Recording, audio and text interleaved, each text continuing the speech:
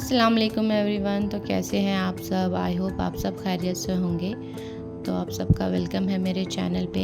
तो यहाँ रमज़ान जाने को है, सिर्फ एक दिन बचा है। तो माहौल तो सबके घर में आई नो सुस्त होगा ही कि माह रमज़ान जा रहा है, बरकतों का महीना जा रहा है। तो कोशिश करें अपनी तिलावतों को जितनी ज़्यादा कर सके उतनी ज़्यादा करें, और इस रमज़ान में खूब दुआएं करें, सबके लिए दुआएं करें, अपनी दुआओं में हमें भी शामिल करें, क्योंकि ये दुआ कबूल का महीना है, कुरान का महीना है, नमाज़ों का महीना है, सिर्फ हमारी इबादतों का महीना है। तो जितना हम एक दूसरे के लिए दुआ करेंगे, अल्लाह हमारी दुआओं को भी कबूल करे।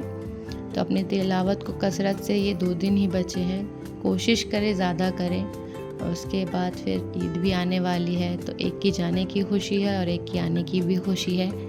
तो इंशाअल्लाह दुआ करेंगे कि हम सब की ईद भी अच्छी जाए और हमारे रमज़ान के जितने भी हमारी इबादत हैं सारे कबूल हों। बहुत सी मस्जिदों में तरावी भी ख़त्म हो चुकी है। तो यहाँ इफ़्तार का प्रिपरेशन भी मैंने शुरू कर दिया था नमाज के बाद, क्योंकि फिर नमाज के बाद टाइम बहुत कम बचता है, तो उसमें ही सारा कुछ रेडी करना होता है। तो मेरे घर में ज़्यादा लोग नहीं है, 3 लोग के लिए मेरे लिए टाइम सफिशिएंट है। तो यहाँ बन रहे हैं पकौड़े, वो भी प्याज वाले, जो ऑलमोस्ट सबके आजकल फेवरेट से हो गए हैं। किसी और चीज़ के तो कम मतलब प्याज वाले होने ही चाहिए। तो बस यहाँ उसे बना लेंगे।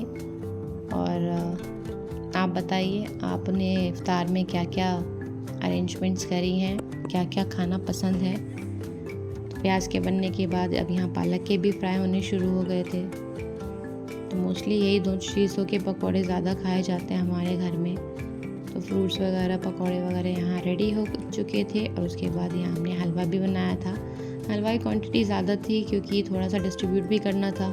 सारी कुकिंग भी शायद अब हमारे बनाने के लिए और हमें करने के लिए कुछ ही दिन है, तो इसके लिए भी थोड़ा सा है कि हाँ, मतलब एक असर के बाद चहल पहल शुरू हो जाती थी कि हाँ इफ्तार का वक्त है। A few moments later. यहाँ मोहम्मद अजान आ चुके हैं आप सबके लिए। तो ये जब ये 1 साल से थोड़े से ज़्यादा जब इन्होंने चलना शुरू कर दिया था, तो उसके 1-2 मंथ के बाद की फुटेज है ये। अब तो माशाल्लाह बड़े भी हो गए हैं, तब छोटे से एकदम से नन्हे से थे।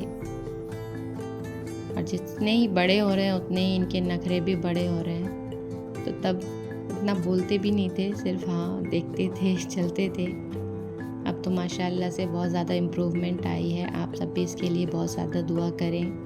मेरी फ्रेंड्स वगैरह भी मेरे व्लॉग्स देखती हैं, तो वो लोग कहती हैं कि आसान तो बिल्कुल आना ही चाहिए। ये बेबी ऑन डिमांड वाली बात हो जाती है, तो मैं इसे भी थोड़ी देर के लिए इंक्लूड कर लेती हूँ कि वो लोग भी इसे दूर से ही कम से कम देख लें, क्योंकि सबकी शादियाँ हो गई हैं तो सब दूर दूर रहते हैं और इसका जिक्र हमेशा करते हैं। तो यहाँ इनकी बस थोड़ी सी नखरेबाजी शुरू थी और ये एंजॉय कर रहे थे अपनी बाइक पे घूमना एकदम से, और थोड़े से पोजेस भी देने में माशाल्लाह तब से ही स्मार्ट हैं।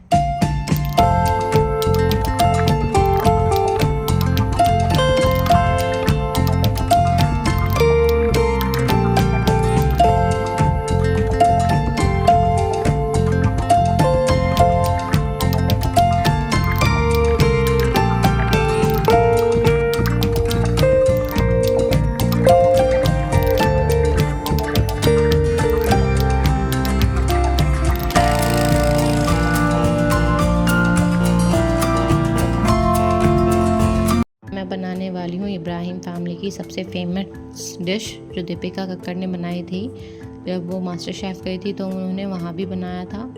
तो फारा मैम और दीपिका ने मिलके ये डिश बनाई थी। उनके साथ दिलीप भैया भी थे, तो उनकी वीडियोस में तो वो जान वही लाते हैं, तो मैंने वहाँ भी देखी थी। इवन तो ये मैं दूसरी या तीसरी बार ट्राई कर रही हूँ, तो इसका टेस्ट इतना इन्हांस होके आता है, तो बस देख के इसमें पानी आना शुरू हो जाता है। तो यहाँ ऑयल में सिर्फ आपने डाल देना है प्याज का पेस्ट और उसकी भुनाई शुरू कर देनी है, लेकिन इसको पूरा डार्क ब्राउन भूनना है हमें। उसके बाद इसमें डाल देंगे हम जिंजर गार्लिक का पेस्ट, और इसकी कच्ची स्मेल जाने तक इसे भी हम अच्छे से भून लेंगे।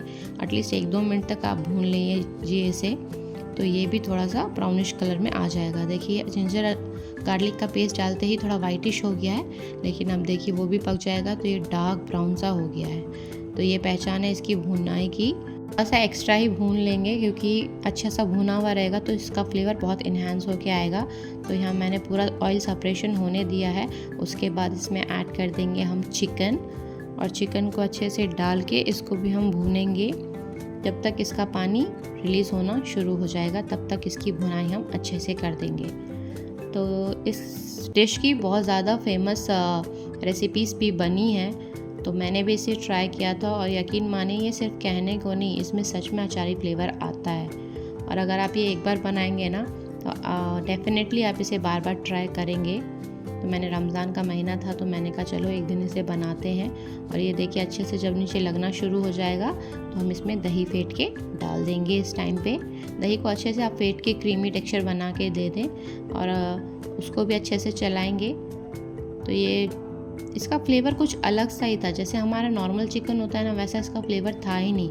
और हमने इसमें खटास के लिए टमाटर भी यूज़ नहीं किया, लेकिन इसमें फिर भी वो खटास फ्लेवर आ रहा है, जैसे रसम होता है ना वैसे ही काइंड ऑफ इसमें आ रहा है। तो आप इसे एक बार ट्राई करना और अपना रिव्यू भी शेयर कर सकते हैं आप मेरे साथ। अगर आप इसे ट्राई करें तो मुझे टैग कर सकते हैं और मुझे बता भी सकते हैं कमेंट्स के थ्रू, या फिर आप मुझे इंस्टा पे भी डीएम कर देना तो उसमें भी पता चल जाएगा।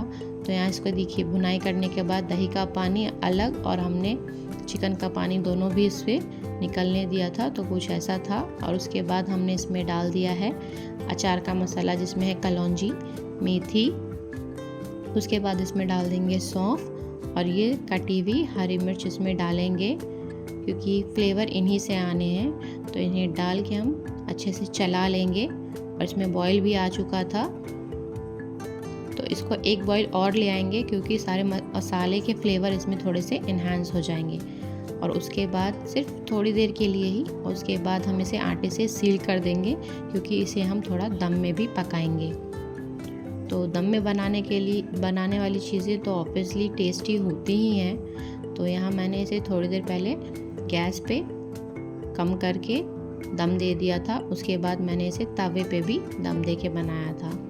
और जब आप इसका सच में मानिए, जब इसको आप कट करेंगे ना तो किचन में जो खुशबू आने वाली है, यानी कि हर कोई पूछने आने वाला है आपसे कि ये क्या बना दिया है। तो इसकी फ्लेवर और उसकी ग्रेवी इतनी अच्छी बन के आई थी।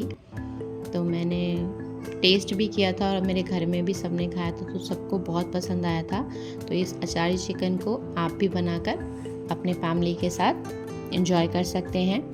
तो यहाँ आप अब इसे सर्व कर लेंगे। और इसकी ग्रेवी देखिए आप, ज़्यादा थिक भी नहीं होगी और ज़्यादा पतली भी नहीं होगी, लेकिन खाने में बहुत टेस्टी है। आप इसे राइस के साथ भी खा सकते हैं, लेकिन आप इसे अगर नान के साथ, रोटी के साथ, पूरी के साथ खाएंगे ना तो इसका फ्लेवर बहुत अच्छा आएगा। तो मेरा वीडियो अगर आप देखते हैं तो मेरे चैनल को सब्सक्राइब कर देना।